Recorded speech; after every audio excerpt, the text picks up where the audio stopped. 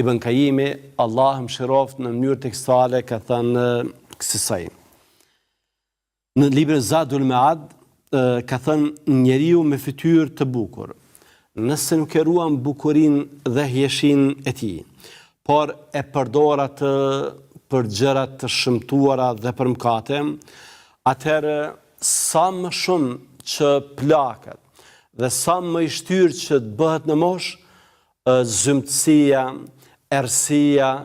dhe shëmtia i shfaqen në fytyrën e tij. Pra, me kalimin e viteve, mëkatet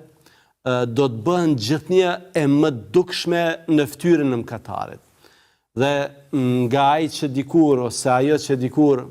është dalluar për fytyrë të bukur, tani do të shndrohet në diçka që të trishton me pamjen e tij, që të lemeris me pamjen e tij, që fytyra e tij tani më tregon për diçka që ka një brendësi të tmerrshme, ka një brendësi e cila për shkak të mëkateve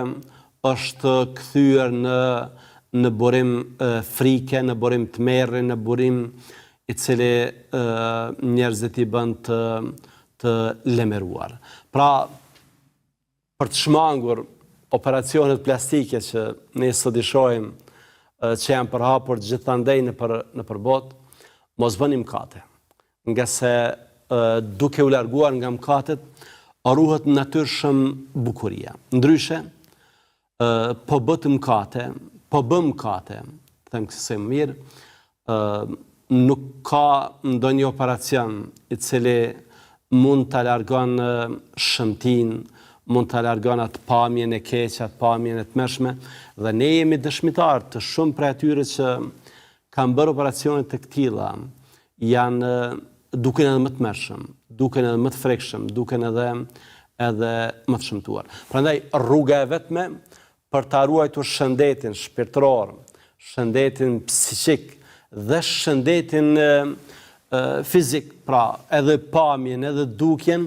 është që ne të largohemi nga mëkatet dhe gjunat.